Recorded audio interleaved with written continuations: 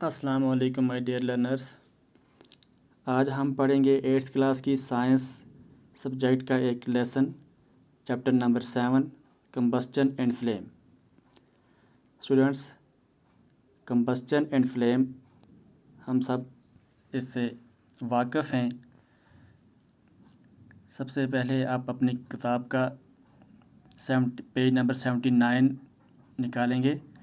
वहाँ पे आपका ये चैप्टर है और इस चैप्टर को अगर हम पढ़ेंगे तो वीडियो बहुत लंबी हो सकती है और उसके पढ़ने के इतना ज़्यादा टेक्स्ट के पढ़ने के इतना ज़्यादा कोई ख़ास मकसद भी नहीं है, इसलिए हम इसके जो मेन पॉइंट्स हैं तो वो हम आपको बताएंगे।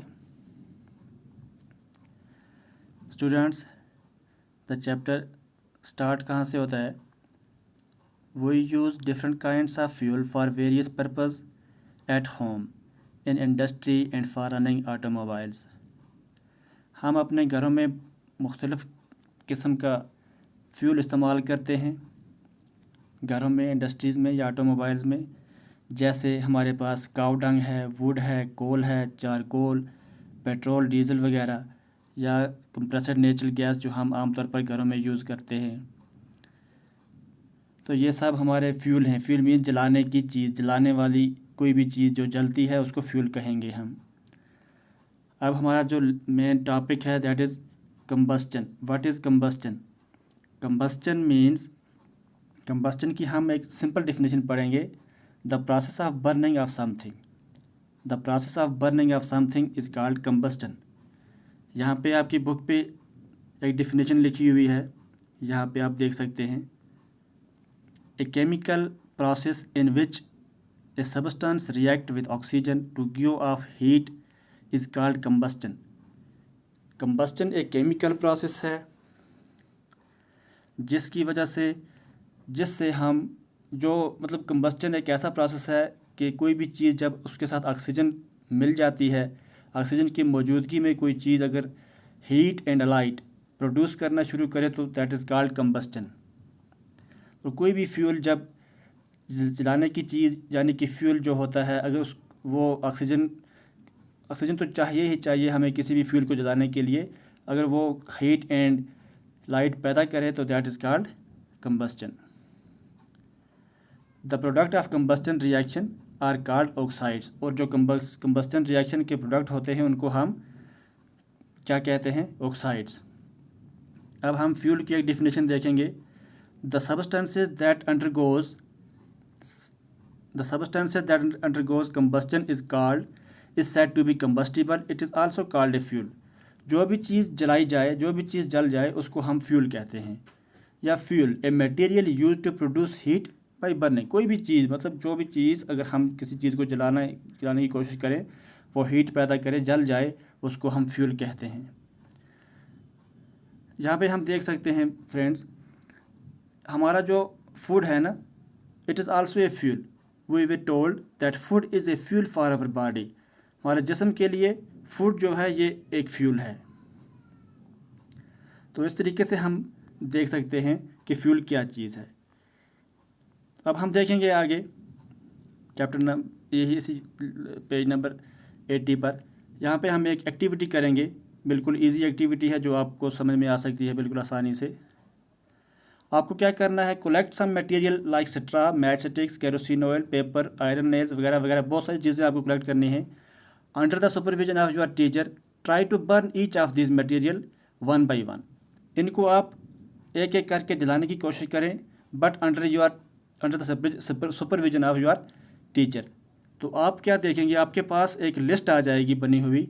कुछ चीज़ें आपके पास होंगी जो जल जाएंगी, दे आर कॉल्ड कंबस्टिबल। और कुछ चीज़ें ऐसी आप ले आएंगे जो जो आग नहीं पकड़ेंगी, जो जलेंगी नहीं, they are called non combustible. जैसे कि आप इस टेबल में देख सकते हैं, मटेरियल के नीचे लिखा है would, paper, iron nails, kerosene oil, stone, straw, charcoal, match sticks, गिलास। इनमें से आप एक अपनी कॉपी पर एक लिस्ट बनाएंगे, इसी तरीके की एक टेबल बनाएंगे। उसमें से आप देखेंगे कि इसमें से कौन कौन सी चीज़ जल रही है। जो चीज़ जलेगी उसको आप लिखेंगे कंबस्टिबल, और जो चीज़ आग नहीं पकड़ेगी उसको आप लिखेंगे नॉन कंबस्टिबल में। जैसे would combustible, paper combustible, iron nails यानी कील, लोहे की कोई चीज़ होगी, वो होगी नॉन कम्बस्टिबल। केरोसिन ऑयल, तेल, आप स्टोन पीस, ये आप लिखेंगे non combustible. Straw combustible, charcoal combustible, match stick combustible, glass non combustible. तो इस तरीके से हम देख सकते हैं कि हमारे पास कुछ चीज़ें कम्बस्टिबल होती हैं, यानी कि जो आग पकड़ लेती हैं, उनको आग लग सकती है, और कुछ चीज़ें होती हैं जो नॉन कम्बस्टिबल होती हैं, जिनको आग नहीं लगती। यह एक हमारा एक्टिविटी है। अब आगे हम इसी के साथ हमारा जो चैप्टर है इसका नाम है कंबस्चन एंड फ्लेम। कंबस्चन के बारे में हमने समझ लिया कि कंबस्चन क्या चीज़ होती है। The process of burning of something is called combustion. तो अब हम देखेंगे फ्लेम। फ्लेम क्या होता है?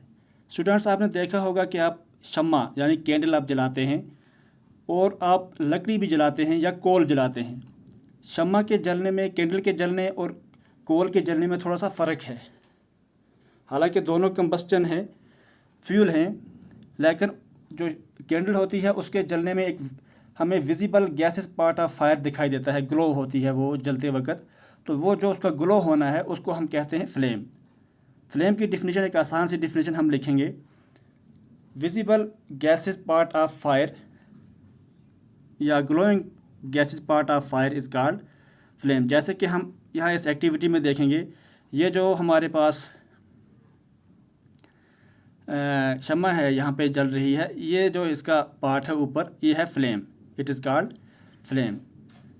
तो ये एक्टिविटी हमें क्या बता रही है कि अब हम इस एक्टिविटी में देखेंगे कि फ्लेम इस एक्टिविटी में हम ये देखेंगे कि फ्यूल को जलने के लिए ऑक्सीजन की ज़रूरत है या नहीं है, एयर की ज़रूरत है या नहीं है। यहाँ पे हम जो एक्टिविटी कर रहे हैं, आपको 3 यानी कि वुड के कुछ पीसेस लेने हैं। इस लकड़ी पे आप, जैसे आप देख सकते हैं यहाँ पे A, B एंड C, इस तरीके के 3 पीस आप लेंगे। इसके ऊपर यहाँ पे आप थोड़े से ब्लॉक रखेंगे, ये वाला ब्लॉक और ये वाला ब्लॉक, और इस यहाँ पे आप कैंडल जला के इसके ऊपर एक शीशे की चिमनी रखेंगे। तो ये देखेंगे आप यहाँ पे अच्छी तरह से ये जो कैंडल है ये जल रही है। और यहाँ से आप बी में देख सकते हैं कि यहाँ पे आपने ब्लॉक हटा दिए। ब्लॉक हटाने से क्या हुआ कि हमारा जो फ्लेम था इस कैंडल से निकल रहा था वो फ्लिक हो रहा है, अब वो धीरे धीरे धीमा हो रहा है। अब अगर हम क्या करेंगे, इसका मतलब है यहाँ ए में इसको नीचे से हवा जा रही थी, इसीलिए ये अच्छी तरह से कैंडल जल रही थी, और इस बी में इसको हवा आ रही है लेकिन बहुत कम, लेकिन यानी कि ऊपर से हवा आने का बहुत कम चांस रहता है। हवा नीचे से जानी चाहिए ताकि ये जो फ्यूल हमारा फ्यूल है वो आग पकड़े। तो यहाँ से आप देख सकते हैं कि थर्ड सी में यहाँ पे आपने ऊपर से इसको क्या किया, ढांप दिया, एक ऊपर से आपने इसको लिड लगा दी, एक शीशे का कोई पीस रख दिया आपने, तो ये क्या हो गया, कैंडल टोटली ये बुझ जाती है। तो इस तरीके से हम देखेंगे we find that for combustion air is necessary. हमने देखा कि कंबस्चन के लिए एयर जो है वो बहुत ज़रूरी है। The candle burns freely in case A. Case A में हम देख सकते हैं कि कैंडल जो है वो फ्रीली अच्छी तरीके से जल रही है। In case B, when air does not enter the chimney from below, the flame flickers and produces smoke. In case C, the flame finally goes off because the air is not available. यहाँ आप देख सकते हैं कि A में जो है ये यहाँ से इसको हवा नीचे से आ रही है, इसलिए फ्लेम है ये जल रही है। B में फ्लेम फ्लिक हो रहा है, यहाँ से आपने ब्लॉक निकाल दिए। C में तो टोटली ये क्या हो गई, ये इसका जलना बंद हो गया। तो इसको हम क्या कहेंगे, दिस इज़ कॉल्ड, हम इसको ये यहाँ पे हम ये देख सकते हैं कि एयर जो है, experiment to show that air is essential for burning. तो देखा बच्चों हमने कि एयर जो है वो कंबस्चन के लिए कितनी ज़रूरी है। तो मुझे उम्मीद है कि आपको ये लेसन थोड़ा समझ आया होगा। आप किताब खोल के अच्छी तरह से पढ़ सकते हैं। कहीं से समझ नहीं आया होगा तो आप मुझसे नीचे कमेंट बॉक्स में पूछ भी सकते हैं, तो मैं आपके सवालों का जवाब दूंगा। तो इस वीडियो को आप अपने दोस्तों के साथ भी शेयर करें और दोबारा अपने लेसन की रिवीजन करें। Thank you.